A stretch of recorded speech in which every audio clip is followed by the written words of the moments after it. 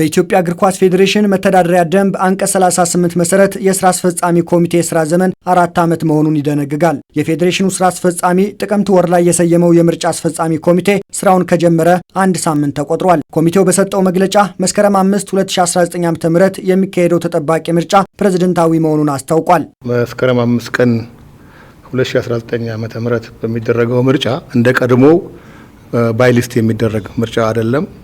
ፕሬዝዳንቶች ብቻ ናቸው የሚወዳደሩት በመተዳደሪያ ደንቡ መሰረት። ስለዚህ እንደ ቀድሞው ለስራ አስፈጻሚ ኮሚቴ ለምክትል ፕሬዝዳንትነት ለፕሬዝዳንትነት የሚባል ምርጫ የለም። ቀጥታ ዘንድሮ የሚካሄደው ምርጫ በእጩ ፕሬዝዳንቶች መካከል ብቻ ይሆናል ማለት ነው። እኚህ የእጩ ፕሬዝዳንቶች ግን እያንዳንዳቸው 8 የስራ አስፈጻሚ ኮሚቴ አባላት ማለትም አንድ ምክትል ፕሬዝዳንትና 7 የስራ አስፈጻሚ ኮሚቴ አባላትን ይዘው ይመጣሉ። ካቢኔያቸውን ይዘው ይመጣሉ ማለት ነው ባጭሩ።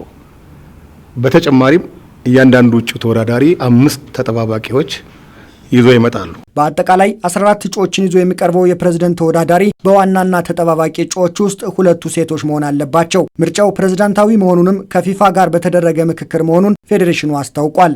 የፕሬዝዳንት ምርጫ ይካሄዳል። እያንዳንዱ ሜምበር አሶሲዬሽን ወይም ደግሞ የፌዴሬሽኑ አባልም ደግሞ የሚመጣው ፕሬዝዳንት ካቢኔ ማን ነው የሚለውንም ቀድሞ ማወቅ ይችላል ማለት ነው።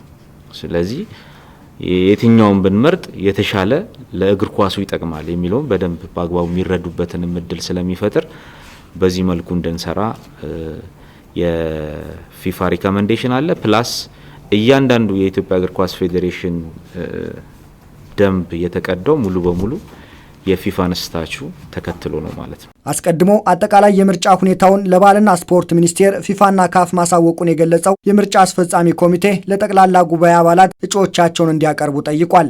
ለጠቅላላ ጉባኤ አባላት እጩዎቻቸውን እንዲልኩ ከዛሬ ከሐምሌ 24 ቀን እስከ መጪው ነሐሴ 4 ቀን ድረስ በምርጫ ሕጉ መሰረት 10 ቀን ነው የሚሰጠው። የምርጫ ተወዳዳሪዎች በ10 ቀን ውስጥ እጩዎቹ የሚያሟሉትን አሟልተው ለፌዴሬሽኑ ጽሕፈት ቤት እንዲልኩና የፌዴሬሽኑ ጽሕፈት ቤት ደግሞ ሐምሌ 4 ቀን አሽጎ ለምርጫ አስፈጻሚ ኮሚቴ ያስረክበናል።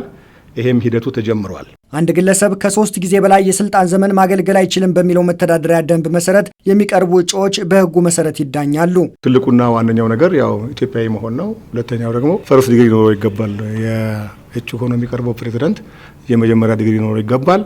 ከዛ ውጪ በስፖርት ውስጥ ቢያንስ 5 ዓመትና ከዛ በላይ ያሳለፈው መሆን አለበትና ዝርዝሩ በቀደም ሲል የነበረው መተዳደሪያ ደንብ ላይ የነበረ ያልተለወጠ ለረጅም ጊዜ ፌዴሬሽኑ ሲጠቀምበት የነበረ ነውና ብዙም የተለየ ነገር የለውም። ተወዳዳሪዎችን ይዞ የሚመጣው ፕሬዝዳንት እነማን ይዞ መምጣት እንዳለበት አንቀጽ 38 ላይ በግልጽ ተቀምጧል።